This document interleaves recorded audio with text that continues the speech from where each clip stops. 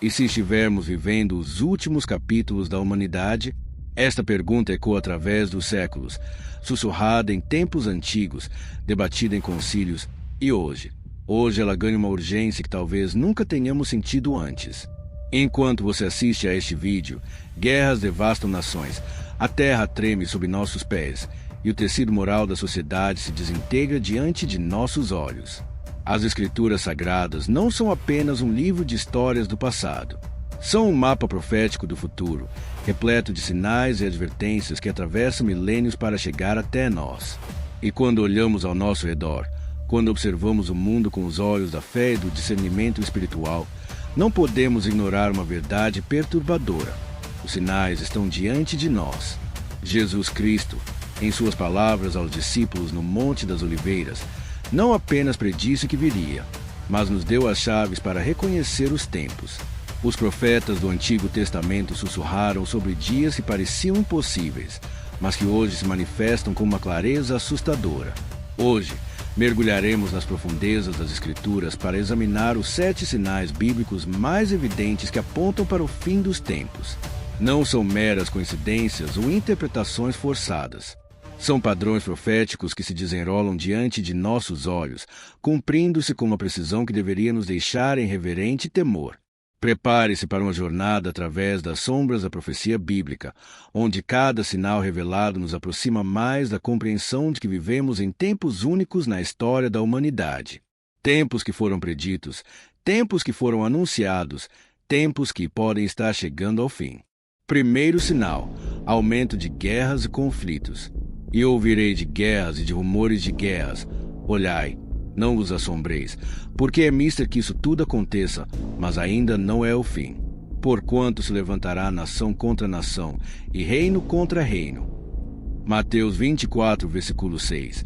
Estas palavras de Jesus Cristo, proferidas há quase 2000 anos, ecoam através dos séculos como uma sirene espiritual.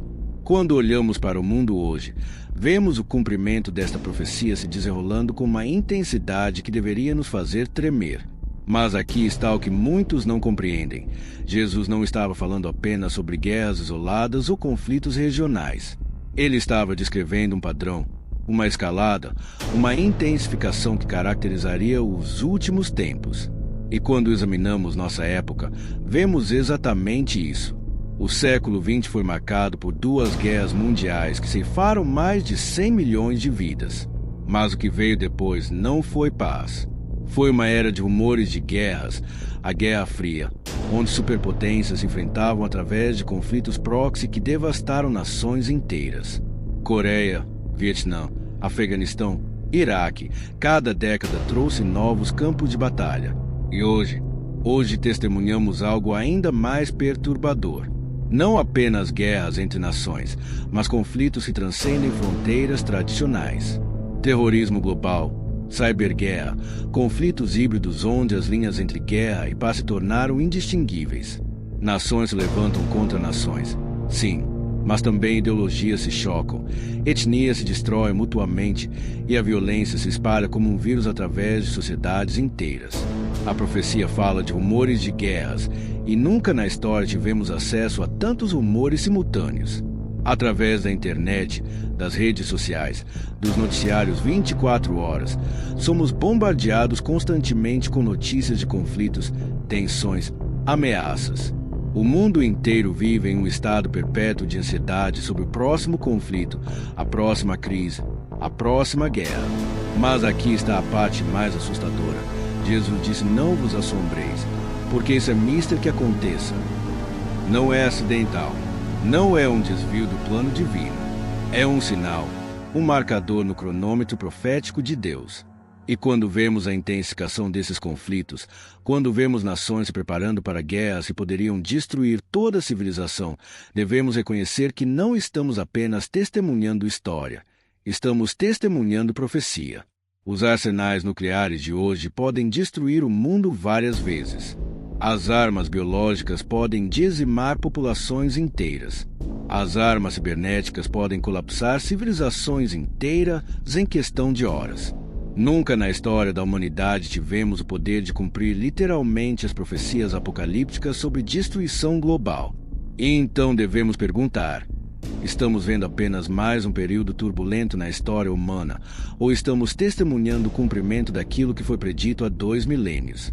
Quando Jesus falou sobre guerras e rumores de guerras, ele estava nos dando um sinal para reconhecer. Um sinal que deveria nos fazer olhar para cima, porque nossa redenção se aproxima. Segundo sinal, desastres naturais intensificados. E haverá fomes, e pestes, e terremotos em vários lugares. Mateus 24, versículo 7, 3 palavras simples se carregam o peso de uma profecia que se desenrola diante de nossos olhos com uma intensidade que deveria nos deixar sem fôlego. Fomes, pestes, terremotos, não isolados, mas em vários lugares, uma multiplicidade que caracteriza nossa época como nenhuma outra. Quando Jesus proferiu essas palavras, ele não estava apenas predizendo desastres naturais. Estava descrevendo uma era onde a própria criação pareceria convulsionar, onde os sistemas naturais que sustentam a vida se tornariam instrumentos de destruição, onde a terra mesma seria um sinal dos tempos. Olhe ao seu redor. Terremotos devastadores atingem com frequência alarmante o Haiti, o Japão, a Turquia, a Síria. Cada tremor parece mais destrutivo que o anterior, não apenas pela força sísmica, mas pela vulnerabilidade de nossas sociedades superpovoadas. Milhões vivem sob falhas geológicas, e a ciência confirma que estamos entrando em um período de atividade sísmica intensificada. Mas os terremotos são apenas o começo. As pestes, as doenças que devastam populações inteiras, se tornaram uma realidade global. Covid-19 paralisou o mundo inteiro, mas não foi um evento isolado. Novas variantes emergem constantemente. Doenças que pareciam erradicadas retornam com força renovada. A resistência aos antibióticos cria superbactérias. E os especialistas alertam que estamos apenas no início de uma era de pandemias. As fomes que Jesus predisse não são apenas sobre escassez de alimentos. São sobre o colapso dos sistemas que sustentam a vida. Mudanças climáticas extremas destroem colheitas. Secas devastadoras seguidas por enchentes catastróficas. Regiões inteiras se tornam inabitáveis. E enquanto a população mundial cresce, a capacidade da Terra de nos sustentar diminui. Mas aqui está o que torna tudo isso profético. Jesus disse que essas coisas aconteceriam em vários lugares. Não apenas em uma região, não apenas em um país, mas globalmente. E pela primeira vez na história, temos a capacidade de ver isso acontecendo simultaneamente ao redor do mundo. Enquanto terremotos devastam uma região, furacões destroem outra. Enquanto secas matam milhões em um continente, enchentes devastam outro. Enquanto a pandemia domina as manchetes, vulcões entram em erupção, incêndios florestais consomem florestas inteiras e tempestades se tornam mais intensas e frequentes. A ciência chama isso de mudanças climáticas. A Bíblia chama isso de sinal dos tempos.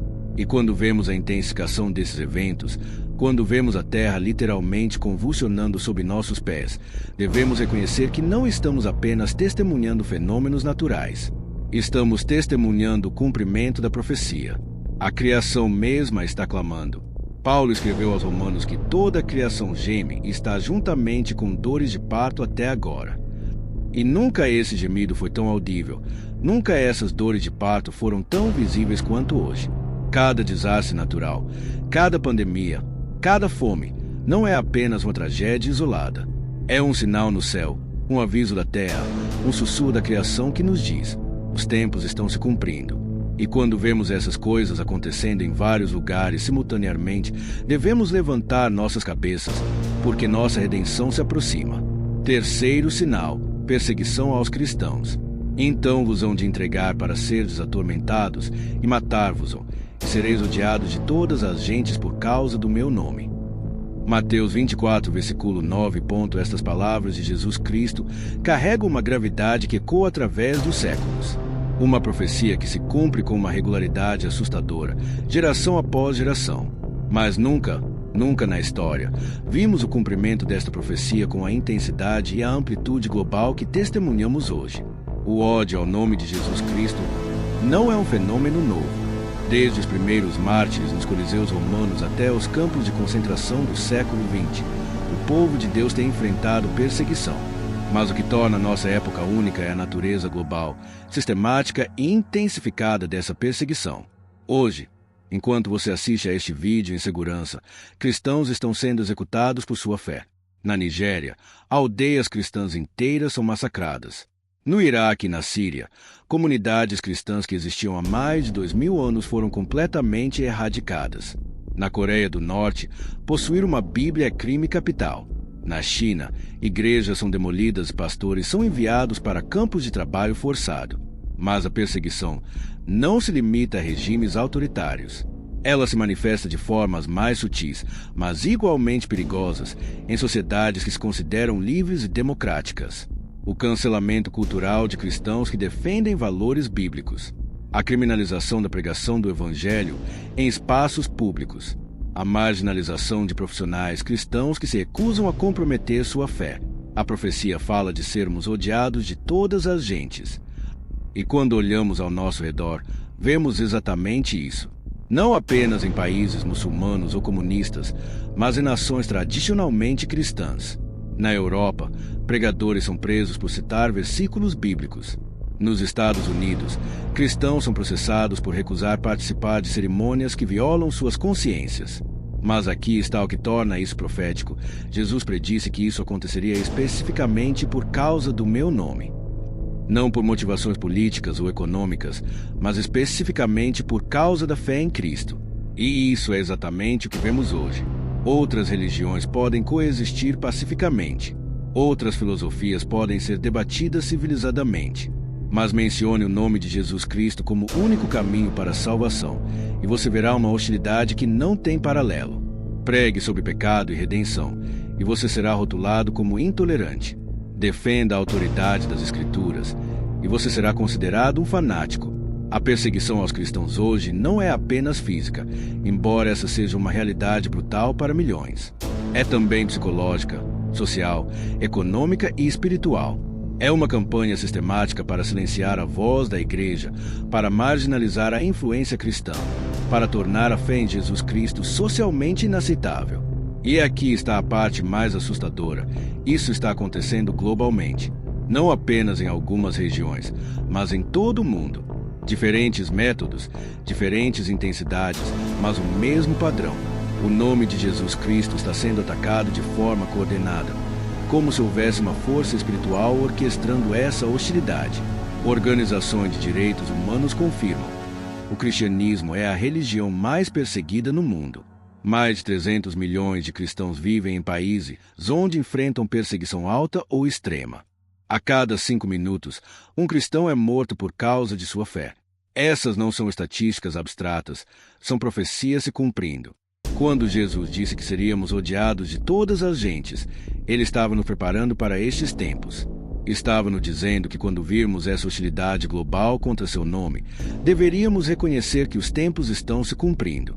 E quando vemos isso acontecendo em escala global, devemos saber que nossa redenção está próxima. A perseguição não é sinal de derrota, é sinal de que estamos no caminho certo. É sinal de que a luz da verdade brilha tão intensamente que as trevas não podem suportá-la. É sinal de que o reino de Deus está avançando e o reino das trevas está reagindo desesperadamente. Quarto sinal: frieza espiritual e abandono da fé. Sabe, porém, isto, que nos últimos dias sobrevirão tempos trabalhosos, porque haverá homens amantes de si mesmos, avarentos, presunçosos, soberbos, blasfemos, desobedientes a pais e mães, ingratos, profanos, sem afeto natural, irreconciliáveis, caluniadores, incontinentes, cruéis, sem amor para com os bons, traidores, obstinados, orgulhosos, mais amigos dos deleites do que amigos de Deus, tendo aparência de piedade, mas negando a eficácia dela. Segundo Timóteo 3, versículo, estas palavras do apóstolo Paulo pintam um retrato sombrio dos últimos dias. Não apenas um retrato de guerra ou desastres naturais, mas algo muito mais sinistro: a deterioração moral e espiritual da própria humanidade. E quando olhamos ao nosso redor, vemos este retrato se materializando com uma precisão que deveria nos deixar em reverente temor. Paulo não estava descrevendo apenas a sociedade secular. Estava descrevendo uma condição que penetraria até mesmo no seio da igreja, tendo aparência de piedade, mas negando a eficácia dela. E isso é exatamente o que vemos hoje. Uma cristandade que mantém as formas externas da religião, mas perdeu o poder transformador do Evangelho. Olhe para as estatísticas. Denominações que por séculos defenderam a autoridade das Escrituras agora questionam verdades fundamentais. Igrejas que um dia proclamavam a necessidade do arrependimento agora pregam apenas prosperidade e bem-estar. Seminários que formaram gerações de pregadores fiéis agora graduam líderes que negam a ressurreição, a divindade de Cristo, a realidade do inferno. Amantes de si mesmos. Nunca uma geração foi tão obcecada consigo mesma. Redes sociais transformaram cada indivíduo em uma marca pessoal. Selfies se tornaram mais importantes que serviço. A cultura do eu mereço domina até mesmo os púlpitos. A teologia da prosperidade não é apenas uma heresia, é o reflexo de uma sociedade que fez de si mesma seu próprio Deus. Avarentos, a ganância não é apenas sobre dinheiro, mas sobre poder, prazer, reconhecimento.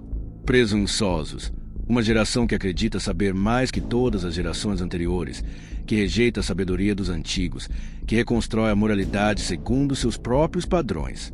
Sem afeto natural, vemos isso no colapso da família. Pais que abandonam filhos, filhos que desprezam pais, casamentos que se dissolvem com a mesma facilidade com que se formam, a própria definição de família sendo desconstruída e reconstruída segundo conveniências temporárias. Cruéis, uma geração que encontra entretenimento na crueldade, que cancela pessoas por transgressões menores, que demonstra mais compaixão por animais do que por seres humanos, que mata bebês no ventre materno e chama isso de direito. Sem amor para com os bons, talvez aqui esteja o sinal mais assustador. Não apenas indiferença ao bem, mas hostilidade ativa contra ele. Pessoas que fazem o bem são ridicularizadas. Virtudes tradicionais são consideradas opressivas. A própria ideia de padrões morais absolutos é rejeitada como intolerância. E dentro da igreja, incontinentes, uma geração de cristãos que não consegue controlar seus impulsos. Pastores que caem em escândalos sexuais. Crentes que vivem vidas indistinguíveis dos não crentes. Uma igreja que perdeu sua capacidade de dizer não à carne. Irreconciliáveis. Nunca vimos tanta divisão dentro da própria igreja. Denominações se fragmentam. Igrejas se dividem. Irmãos se tornam inimigos por questões doutrinárias menores. A unidade pela qual Jesus orou parece mais distante que nunca. Traidores. Líderes que traem a confiança de suas congregações. Cristãos que negam sua fé quando a pressão social aumenta. Uma geração que vende seu primogênito por um pouco de aceitação social. Mas talvez o sinal mais perturbador seja este: mais amigos dos deleites do que amigos de Deus. A igreja se tornou um lugar de entretenimento mais do que de adoração. Pregações se tornaram espetáculos. Adoração se tornou performance. E Deus? Deus se tornou um meio para nossos fins, não o fim em si mesmo. Paulo disse que quando víssemos essas coisas, deveríamos desviar-nos delas. Não tentar reformá-las, não tentar negociar com elas, mas literalmente fugir delas. Porque elas representam não apenas decadência moral, mas apostasia espiritual. E quando vemos essas características se manifestando não apenas na sociedade, mas dentro da própria igreja, devemos reconhecer que estamos vivendo os últimos dias que Paulo descreveu. Não os últimos dias da história, mas os últimos dias da paciência de Deus com uma geração que conhece a verdade, mas escolhe viver na mentira. A frieza espiritual não é apenas ausência de calor, é morte espiritual. E quando vemos essa morte se espalhando como uma epidemia através da cristandade, devemos saber que o tempo está se esgotando. Não apenas para o mundo, mas para a igreja que perdeu sua primeira paixão. Quinto sinal: falsos profetas e enganos espirituais. E surgirão muitos falsos profetas e enganarão a muitos. Mateus 24, versículo 11, palavras simples, mas carregadas de um terror espiritual que ecoa através dos séculos. Jesus Cristo, em sua infinita sabedoria, nos advertiu sobre uma das características mais perigosas dos últimos tempos. Não apenas a ausência da verdade, mas a proliferação de falsas verdades tão convincentes que enganariam até mesmo os escolhidos, se possível fosse. Nunca na história da humanidade vimos tal explosão de falsos profetas, falsos mestres, falsos apóstolos e falsos cristos como em nossa época. Não apenas alguns charlatães isolados, mas um exército de enganadores que se multiplica exponencialmente através de tecnologias que permitem que uma única mentira espiritual alcance milhões de pessoas instantaneamente. Olhe ao seu redor. Televangelistas que prometem milagres em troca de dinheiro. Pregadores que transformam o evangelho em mercadoria. Profetas que predizem o que as pessoas querem ouvir, não o que Deus está dizendo. Apóstolos autoproclamados que constroem impérios pessoais sobre os ossos da verdade bíblica. Mas os falsos profetas de hoje são mais sofisticados que os charlatães do passado. Eles não apenas enganam através de promessas vazias, eles enganam através da distorção sutil da verdade. Eles usam linguagem bíblica para promover heresias. Citam versículos fora de contexto para apoiar doutrinas demoníacas. Operam sinais, maravilhas mentirosos que confundem até mesmo cristãos maduros. A teologia da prosperidade não é apenas erro doutrinário, é engano espiritual que transforma Deus em um gênio da lâmpada. A teologia da graça barata não é apenas antinomianismo, é uma mentira que leva pessoas ao inferno enquanto elas acreditam estar indo para o céu. A teologia da autoestima não é apenas psicologia popular, é idolatria disfarçada de cristianismo. Jesus disse que esses falsos profetas enganarão a muitos. E quando olhamos ao nosso redor, vemos o cumprimento literal desta profecia. Mega-igrejas construídas sobre fundamentos de areia. Movimentos espirituais que atraem milhões, mas produzem apenas conversões superficiais. Avivamentos que geram muito calor, mas pouca luz. E aqui está o que torna isso profético. Jesus predisse que isso aconteceria especificamente nos últimos tempos. Não como um desvio do plano de Deus, mas como um sinal de que os tempos estão se cumprindo. O aumento exponencial de falsos profetas é uma marca dos últimos dias. Mas os enganos espirituais de hoje não se limitam a falsos profetas cristãos. Vemos a proliferação de espiritualidades alternativas que prometem iluminação sem arrependimento. Movimentos New Age que oferecem poder espiritual sem submissão a Deus. Religiões orientais que prometem paz sem o príncipe da paz. E talvez o mais perigoso de todos, o engano que se disfarça de ciência. O materialismo que nega a existência de Deus. O evolucionismo que remove a necessidade de um Criador. O humanismo que faz do homem seu próprio Salvador. Esses não são apenas sistemas de pensamento, são doutrinas demoníacas que cegam as mentes dos incrédulos. Jesus advertiu que nos últimos dias, se possível fora, enganariam até os escolhidos. E vemos isso acontecendo. Cristãos que por anos permaneceram fiéis, sendo seduzidos por ensinos que fazem cócegas nos ouvidos. Líderes espirituais que um dia foram sólidos na fé abraçando heresias que teriam rejeitado instantaneamente no passado. O engano espiritual não é apenas sobre falsas doutrinas, é sobre uma atmosfera espiritual que torna as pessoas vulneráveis ao erro. É sobre uma fome espiritual que faz as pessoas aceitar qualquer coisa que pareça satisfazer sua sede de transcendência. É sobre uma preguiça espiritual que prefere ouvir fábulas a estudar a palavra de Deus. E a tecnologia moderna amplifica esses enganos de formas nunca antes imagináveis. Um falso profeta pode agora alcançar milhões através de transmissões ao vivo. Uma heresia pode se espalhar através das redes sociais mais rapidamente que qualquer correção.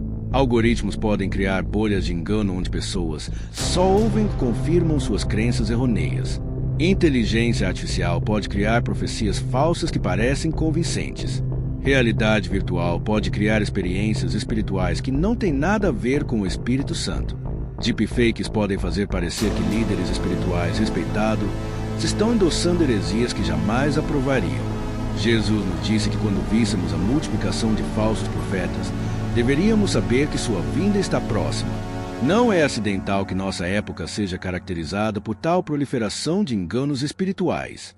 É profético, é um sinal dos tempos, e a única defesa contra o engano é a verdade. Não apenas conhecer a verdade intelectualmente, mas amar a verdade visceralmente. Porque Paulo nos disse que nos últimos dias, Deus enviará a operação do erro para que creiam na mentira aqueles que não receberam o amor da verdade para se salvarem. O engano espiritual não é apenas uma possibilidade nos últimos tempos, é uma certeza. E quando vemos esse engano se multiplicando ao nosso redor, devemos saber que o tempo está se esgotando. Não apenas para o mundo, mas para todos aqueles que ainda não ancoraram suas almas na verdade imutável da palavra de Deus. Sexto sinal. evangelização mundial antes do fim. E este evangelho do reino será pregado em todo o mundo, em testemunho a todas as gentes, e então virá o fim.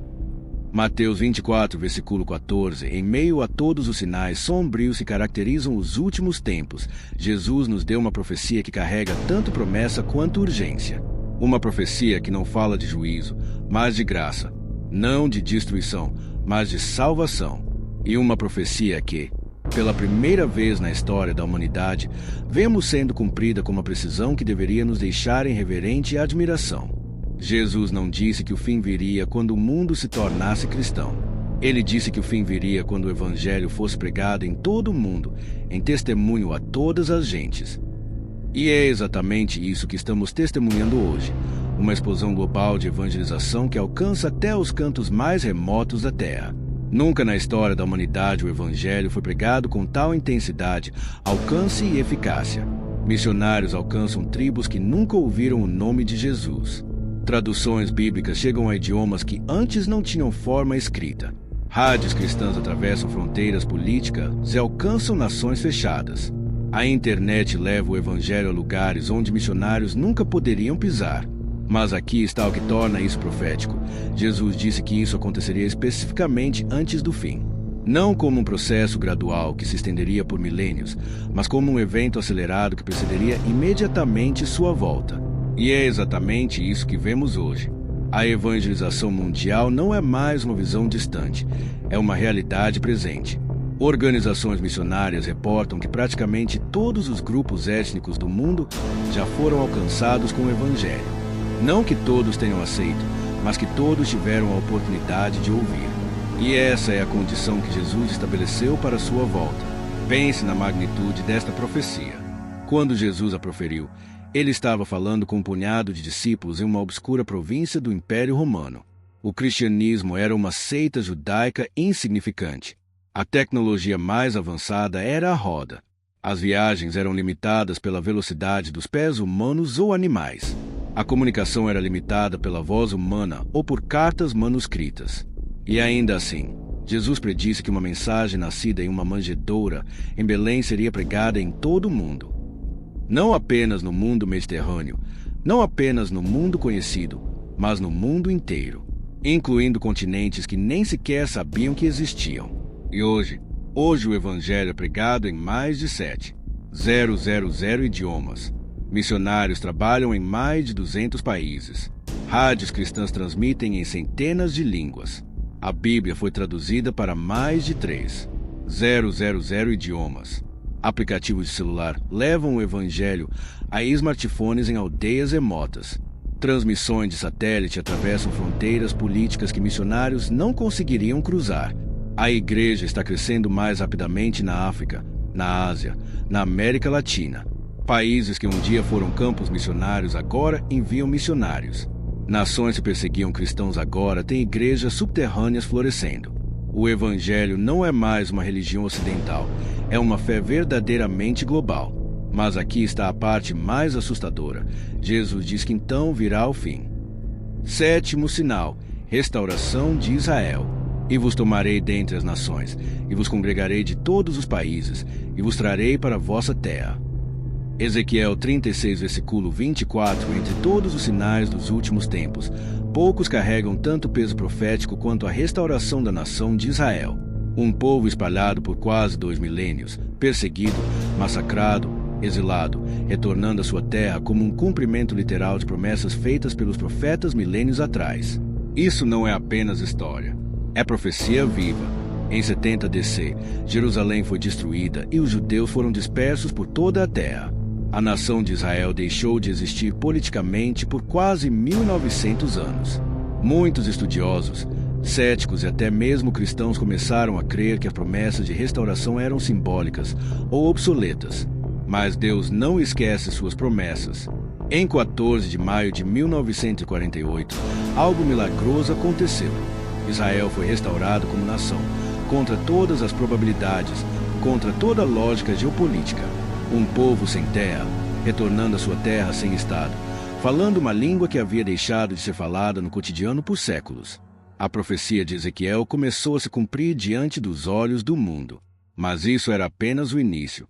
Desde então, Israel se tornou o epicentro das tensões mundiais. A atenção global permanece fixa sobre uma nação minúscula geograficamente, mas central espiritualmente. Guerras, alianças, terrorismo, tratados, tudo orbita ao redor de Jerusalém. Por quê? Porque Deus disse que Jerusalém seria um cálice de tontear para todos os povos em redor. Zacarias 12, versículo 2. E é exatamente isso que vemos hoje. A restauração de Israel é um marco profético. Jesus falou da figueira brotando, Mateus 24,32, como um sinal inequívoco. Muitos interpretam essa figueira como símbolo de Israel. E quando ela floresceu em 1948, o elogio profético começou a acelerar. Mais que isso, os judeus continuam voltando à sua terra, judeus da Europa, da África, da Ásia, da Rússia. Um retorno silencioso, mas profético. Um ajuntamento que prepara o cenário para os eventos finais descritos em Apocalipse, incluindo o surgimento do Anticristo, a grande tribulação e a segunda vinda de Cristo. O foco das Escrituras sempre esteve em Israel. A história da redenção começou ali, e ali terminará. Jerusalém será o palco da batalha final. E o fato de Israel existir novamente, de falar novamente o hebraico, de ter reconquistado Jerusalém em 1967. Tudo isso não é coincidência, é cumprimento. Quando vemos o mundo se voltar contra Israel, quando ouvimos nações clamando por sua destruição, devemos lembrar, tudo isso já foi predito. A restauração de Israel é mais do que um evento político. É o último grande sinal antes do fim. 7 sinais, 7 advertências, 7 ecos proféticos que soam alto na escuridão dos nossos dias. Guerras e rumores de guerras. Desastres naturais se intensificando. Cristãos sendo perseguidos. Frieza espiritual corroendo corações. Falsos profetas enganando multidões. O evangelho correndo veloz pelas nações. E Israel, a figueira, florescendo novamente. Não, isso não é coincidência. É o cenário do fim sendo cuidadosamente montado diante dos nossos olhos. A pergunta que resta é: estamos prontos? Porque os sinais não são apenas para informar. Eles são para alertar, despertar e preparar. Não há mais espaço para neutralidade espiritual. Não há mais tempo para superficialidade. Os céus estão gritando. A terra está gemendo. A palavra se cumpre. E o tempo está se esgotando. Você está pronto para o que vem a seguir?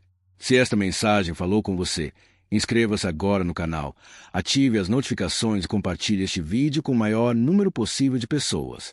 Alguém ao seu redor pode estar precisando desesperadamente ouvir essa verdade. Neste canal, revelamos o que muitos não querem que você saiba. Aqui, a escuridão não nos assusta, ela apenas revela a urgência da luz.